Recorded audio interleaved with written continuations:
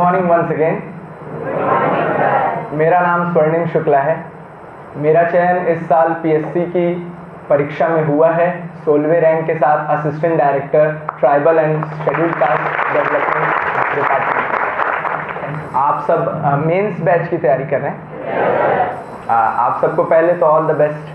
भगवान करे जल्द से जल्द आप भी इस जगह पर पहुँचे, क्योंकि आज से कुछ महीनों पहले हम लोग भी वहाँ थे और हमारे ही कुछ दोस्त या कह लीजिए सीनियर्स वो यहाँ आते थे और वो बैठ के हमें बातचीत जो बताते थे।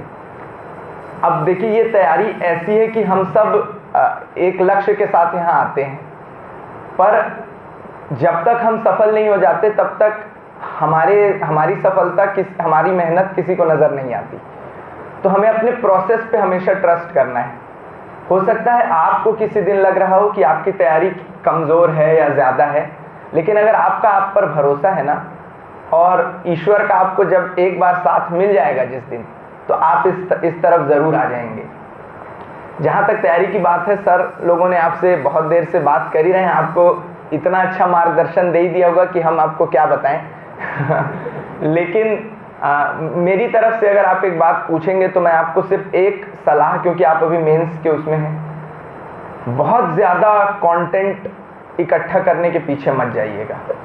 मतलब आप जहाँ से भी पढ़ रहे हैं वहाँ से सबसे पहले ना आप सिलेबस को याद कर लीजिए। मैं तो कहता हूँ, अगर आपने सिलेबस आपको दिमाग में आपके सेट है ना, तो आप सिलेबस के हर वर्ड के बारे में अगर कम से कम एक पेज भी आपके पास है कंसाइज्ड, तो आप मान के चलिए कि मेंस में ऐसा कोई क्वेश्चन नहीं है, एक दो एक्सेप्शन छोड़ दीजिए, ऐसा कोई भी क्वेश्चन नहीं है जिसको आप अटेम्प्ट अच्छे से नहीं कर सकते। हाँ, आंसर राइटिंग की प्रैक्टिस उसमें सबसे ज़्यादा ज़रूरी है। अक्सर हम एक अंतर देखते हैं, जैसे यूपीएससी का आपने और हमने अगर कभी सिलेबस देखा, और इसका यूपीएससी के मेंस के सिलेबस में लास्ट में एक्सेट्रा लिखा होता है, सीजी में कहीं एक्सेट्रा नहीं लिखा है। तो इस बात को अगर हम समझेंगे ना, एक्सेट्रा नहीं लिखे रहने का मतलब, इसका मतलब ये है कि आपको पता है कि सवाल क्या आने वाले हैं, बस सवाल के तरीके अलग हो सकते हैं। आपको ये अगर पता है कि नक्सलवाद एक मुद्दा है, ऐसे को छोड़ के बाकी सब में आपको बहुत कम शब्दों में बातें लिखनी है। अब कम शब्दों में ज़्यादा बात कैसे लिखा जाए, सिर्फ इसकी तैयारी जिसने अच्छे से कर ली है, तो आपको पीएचडी होने की ज़रूरत है ही नहीं। मेरे ख्याल से हम में से कोई यहाँ पीएचडी किसी सब्जेक्ट में नहीं है, देख लीजिए। होते तो मैं फिर बदलता स्टेट में। तो अब हम सब आपकी तरह, हम लोग भी ग्रेजुएशन, किसी ने पोस्ट ग्रेजुएशन, लेकिन किस फील्ड में की है। अब मैंने इंजीनियरिंग की है, ये मेरा खुद बैचमेट है, हम लोगों ने साथ में ही इंजीनियरिंग की है। ये इलेक्ट्रिकल इंजीनियर है, मैं सिविल इंजीनियर हूँ। अब इंजीनियरिंग के क्या ही प्रश्न आए। इंटरव्यू को छोड़ दीजिए, इंटरव्यू में आपकी इंजीनियरिंग से सवाल हो सकते हैं, आपकी ग्रेजुएशन से सवाल हो सकते हैं। हाँ, एक बात इंटरव्यू के बारे में भी मैं आपको बताता हूँ कि इंटरव्यू के लिए बहुत ज़्यादा, जैसे अभी से आप सब दिमाग में अगर आप कह रहे हो कि कैसा होगा क्या होगा, इस पर बहुत ज़्यादा स्ट्रेस करने की ज़रूरत नहीं है। आप ना अभी बस, जैसे होता है ना कि अपने आप से बात करना शुरू कर दीजिए, सबके सामने नहीं, क्योंकि वो फिर अलग लक्षण में देखा जाएगा, लेकिन अंदर में अपने आईने के सामने कभी कभी ऐसे कठिन सवाल अपने आप से पूछने लगे जिसके जवाब आपने अपनी ज़िंदगी में कभी अपने आप को भी नहीं दिए। उदाहरण के लिए मैं अपना बताता हूँ, इंजीनियरिंग क्यों की?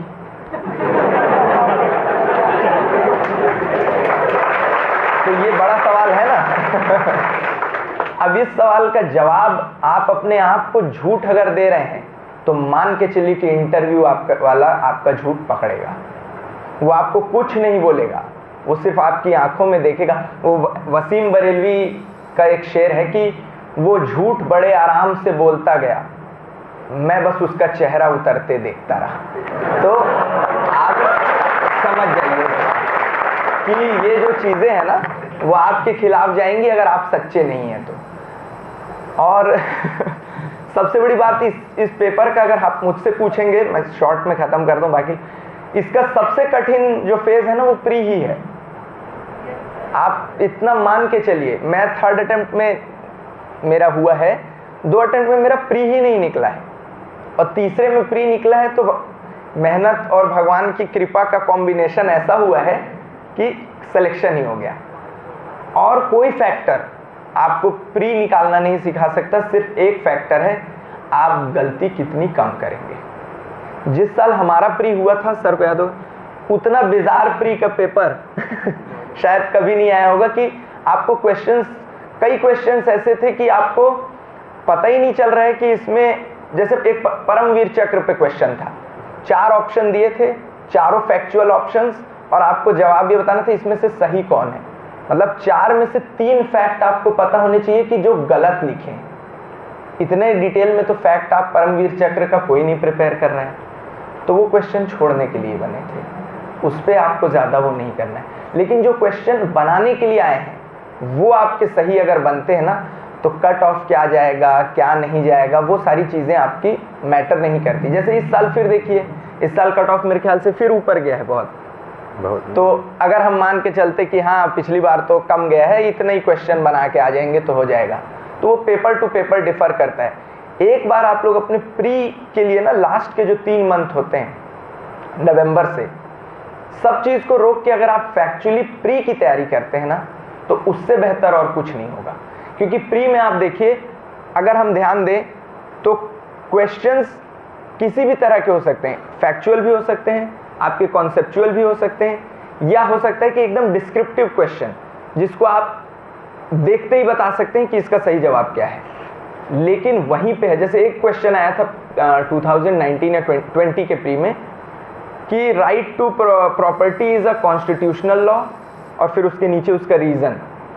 अब क्योंकि हमने आर्टिकल पढ़ा है कि हाँ आर्टिकल इतने में दिया हुआ है 31 में या जो 29, तो आप उसके बेसिस पे अपना 29, 30, 31 सब याद करने लगते हैं। पर वो राइट टू प्रॉपर्टी आपका 19 क्लॉज 6 में उससे हटाया, फिर उसको 300 में डाला, लेकिन उस 300 का जो लैंग्वेज है, जो स्टेटमेंट है, उस स्टेटमेंट में ही उसको लीगल राइट घोषित किया गया है, वो स्टेटमेंट ही। तो अब वो कॉन्स्टिट्यूशन में लिखे होने के बावजूद वो कॉन्स्टिट्यूशनल राइट नहीं रहा। तो ऐसी छोटी छोटी बातें जो है ना, वो कोई आपको एवरीडे क्लास में सिखा बता नहीं सकता है। शायद बहुत सी बातें बता दें, कुछ बातें छूट जाएंगी। वो आप तब जानते हैं ना जब आप ज़्यादा से ज़्यादा क्वेश्चन सॉल्व करते हैं। आप जब बहुत सारे क्वेश्चन सॉल्व करेंगे, आपको तो बहुत सारे आंसर्स पे डाउट होगा, लेकिन आप उसकी फिर स्टडी करेंगे तो आपको समझ में आने लगेगा। तो मेरा सिर्फ इतना ही है कि मेंस आप अभी बहुत अच्छे से प्रिपेयर कीजिए, लेकिन 3 महीने प्री को हल्के में मत लीजिएगा। मैं बस एक ऐड करूँगा इसमें। तो अंदर का कंटेंट क्या होता है कि हम जितनी बार भी पढ़ते हैं किसी चीज़ को, वो अंदर के कंटेंट आपको पता होते हैं, लेकिन अगर आपके पास कीवर्ड है ना, तो आपका आंसर अलग से जो चेकर है उसको समझ आता है कि इसको चीज़ें पता है। और मोस्टली क्या होता है ना, हमको ये भी समझना होगा कि यहाँ इस परीक्षा में जो मेन प्रैक्टिस हमको करनी है वो पॉइंट वाइज लिखने की करनी। हो सकता है सर लोग आपको बताते भी हों, क्योंकि हमको तो उन्होंने ही बताया कि आप ऐसे भी अगर आप प्योर पैरा में लिख रहे हैं तो वो एक रिस्की सिचुएशन हमें, मतलब जब हम लोग यूपीएससी की तैयारी कर रहे थे तो यूपीएससी में आपको पता है उसमें तो पॉइंट में लिखना ही नहीं है। ऐसे को आपको पैरा में लिखते हुए जैसे फर्स्ट पॉइंट लिखना है ना किसी में, तो आप बाकायदा वर्ड में लिखेंगे FIRST फर्स्ट कॉमा फिर वो पॉइंट, मतलब इतना पैरा सिचुएशन है वहाँ पे। लेकिन यहाँ क्योंकि हमको चेकर को कम समय में अपनी बात को ये बताना है कि हम कितना जानते हैं, ऐसे में कितना वास्ट अंडरस्टैंडिंग है हमारी उस टॉपिक पे, इसलिए हमको पॉइंट वाइज लिखना बहुत ज़रूरी है।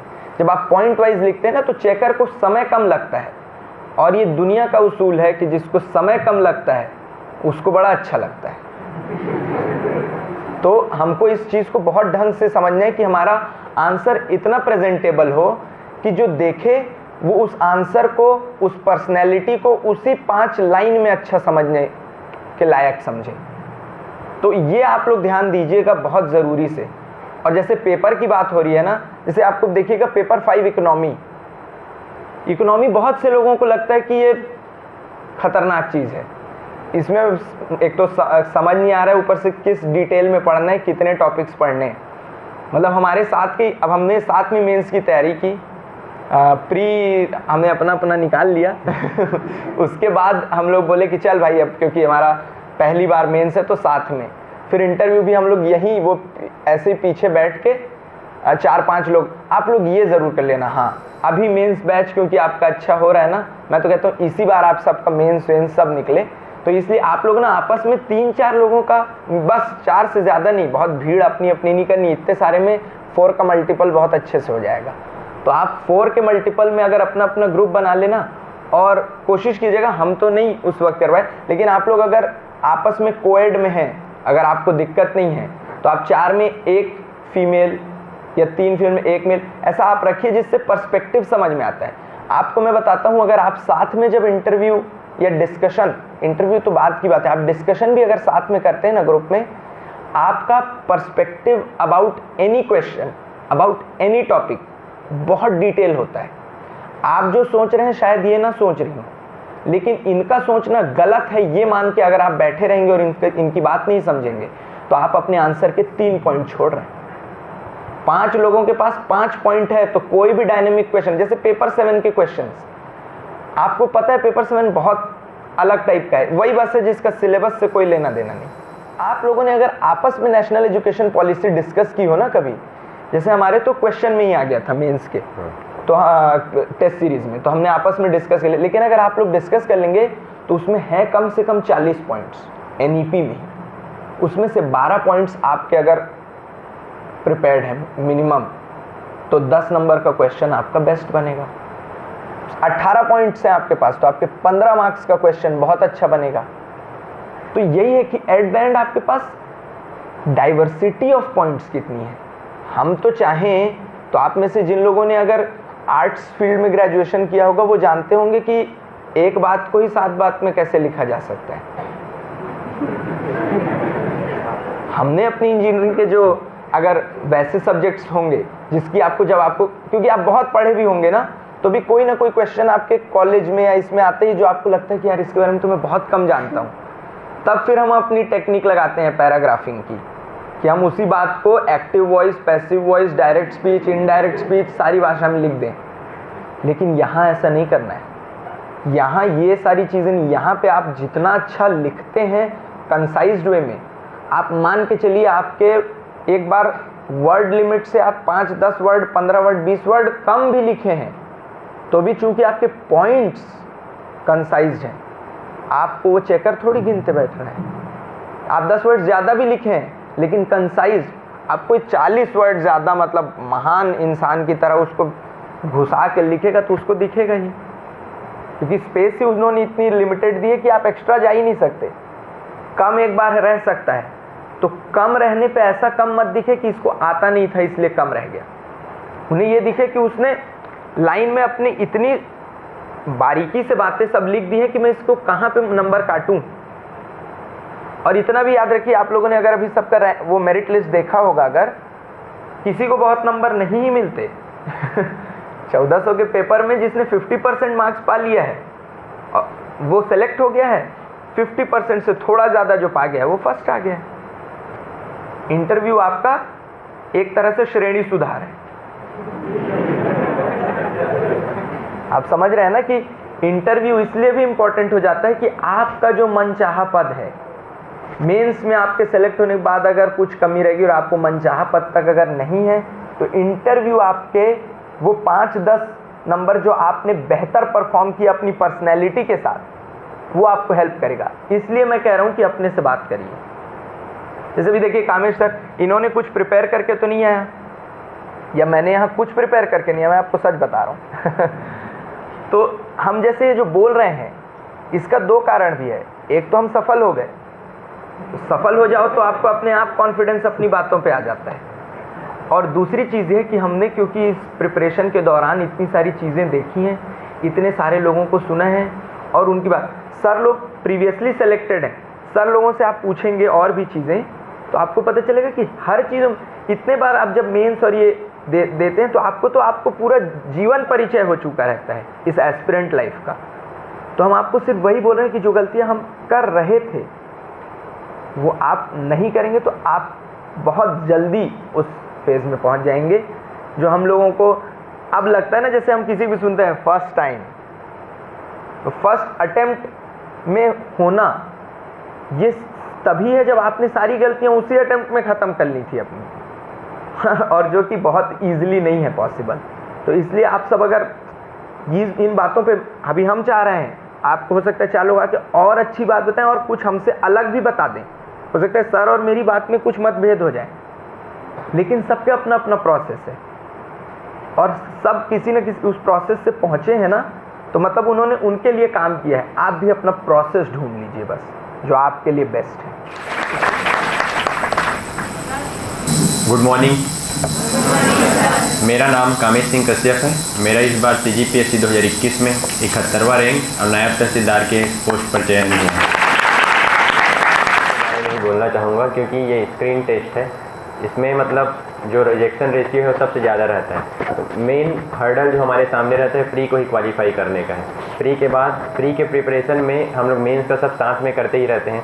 इतना मेंस का मतलब नॉलेज अपने पास एब्जॉर्ब हो चुका रहता है जिसको अगर मौका मिले तो मेंस में अच्छे से परफॉर्म किया जा सकता है। लेकिन हर बार यही होता है कि प्री ही क्वालिफाई नहीं होता है। प्री के क्वालिफाई करने का मतलब जो मेरे को लगा, अभी अब 2-3 अटेम्प्ट दिया हूँ, पहले में तो नहीं हुआ था, बाकी 2 में काम किया है कि जितना ज़्यादा हो सके मल्टीपल चॉइस क्वेश्चन को हमने को सॉल्व करना चाहिए। और जो क्वेश्चन से ज़्यादा इम्पोर्टेंट है, किसी भी मतलब कोई भी क्वेश्चन है उसका एक्सप्लेनेशन सही रहना चाहिए। जो आपको उस क्वेश्चन के बारे में सिर्फ पर्टिकुलर एक क्वेश्चन का फैक्ट पढ़ रहा हूँ ऐसे नहीं, कि उसके पीछे मतलब रिवर्स इंजीनियरिंग टाइप हम उसको पूरी तरह समझ सकें चाहे। और उसके बाद सबसे इम्पोर्टेंट है कि इंडिया का पोर्शन का कौन सा पोर्शन से ज़्यादा क्वेश्चन आ रहे हैं या छत्तीसगढ़ में कहाँ से आ रहे हैं, इसको हम लोग को खुद से देखना पड़ेगा।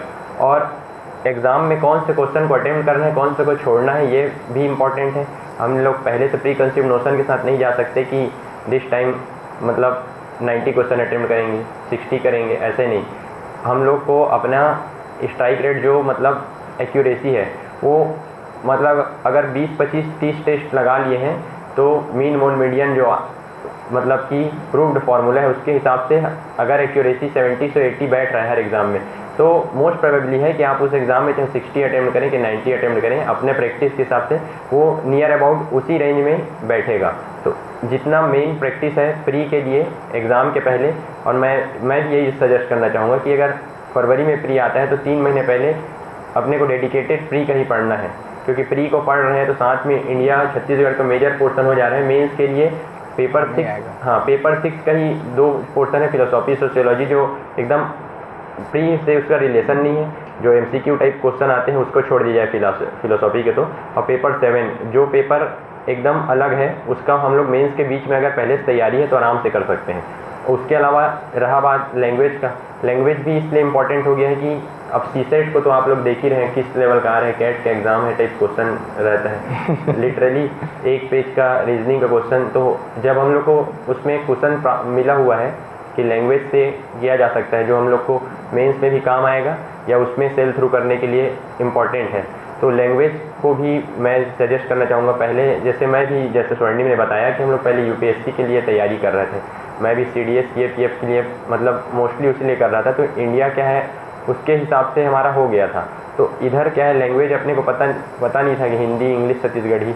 अब इसके बाद एक बार जब मेंस दे लिया तो इस बार का जो प्रीलिम्स का जो CSET था उसमें मेरे समझ में आया कि लैंग्वेज कितना इंपॉर्टेंस है करके, क्योंकि हम लोग को जो भी मार्क्स लाना है क्वालिफाई करने के क्वालिफाइंग ही है, उसको अगर हम पेपर 1 है उसमें 120 ले आते हैं और उधर CSET रुक जा रहा है तो कोई मतलब का नहीं है।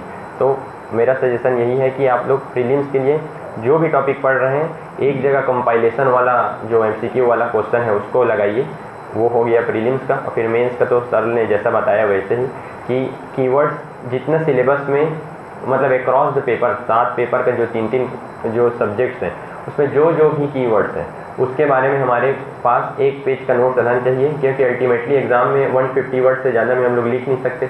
इसलिए ऐसा है कि पूरा हर टॉपिक का 150 वर्ड्स में आखिरी में हम लोग को एकदम कंसाइज वे में लिखना है, वो रहना चाहिए पेपर। और जैसे मतलब अलग टाइप का पेपर है जो पेपर 6 है, और पेपर 7 का जो मतलब पार्ट 1 है शायद सेक्शंस वाला। तो अगर उसमें ऐसा लग रहा है कि हमें सेक्शन याद नहीं हो रहे हैं तो उसके पीछे मत जाइए, वो बहुत ट्रिवियल पोर्शन है। उसके अलावा भी क्योंकि हम लोग को ये देखना पड़ेगा कि इनपुट आउटपुट रेशियो क्या है, किसमें हम लोग कम एफर्ट करके ज़्यादा रिजल्ट पा सकते हैं, वो इम्पॉर्टेंट है। कम एफर्ट करके अगर ज़्यादा अच्छा रिजल्ट आ रहा है, जैसे कि गवर्नमेंट की स्कीम्स को हम लोग को बिल्कुल नहीं छोड़ना है, क्योंकि उसको हम ऐसे में यूटिलाइज़ कर सकते हैं, पेपर 5 में यूटिलाइज़ कर सकते हैं, पेपर 6 में भी कहीं भी आ सकते हैं, सोसाइटी के पेपर में, और पेपर 7 में तो फिर पूरा वही आता है। और लैंग्वेज उस पर ऐसे का आपको लगता है कि हम लोग अलग से ऐसे का तैयारी करेंगे, तो मेरे ख्याल से वो सही मतलब तरीका नहीं है। अगर हम लोग पूरा जीएस का पूरा 7 पेपर का सिलेबस अच्छे से तैयार कर लिए हैं, राइटिंग प्रैक्टिस है, तो हमारा जो इवैल्यूएटिव स्किल है वो अपने आप डेवलप होता है और किसी भी टॉपिक में ऐसे लिख सकते हैं।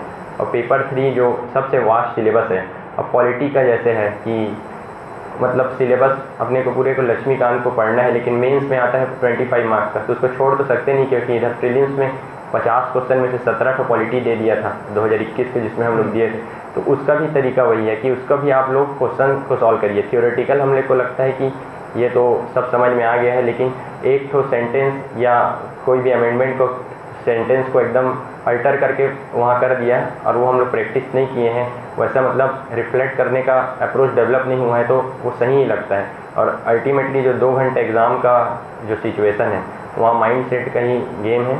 आप लोग को अपने आप में पूरा ट्रस्ट द प्रोसेस वाला है कि जैसे MS धोनी क्रिकेट देखते होंगे सब कुछ, कि प्रोसेस इंपॉर्टेंट है, आउटकम अपने आप अच्छा हो जाएगा। कंसिस्टेंटली अपने गलतियों को सुधारते रहो, जब तक लग रहा है अंदर से आवाज़ आ रही है कि चीज़ें कंप्लीट की जा सकती हैं, then ultimately everything will be right. और आप लोग भी हमारे तरह ऐसे बैठ के आने वाले को गाइडेंस देते रहेंगे। Thank you.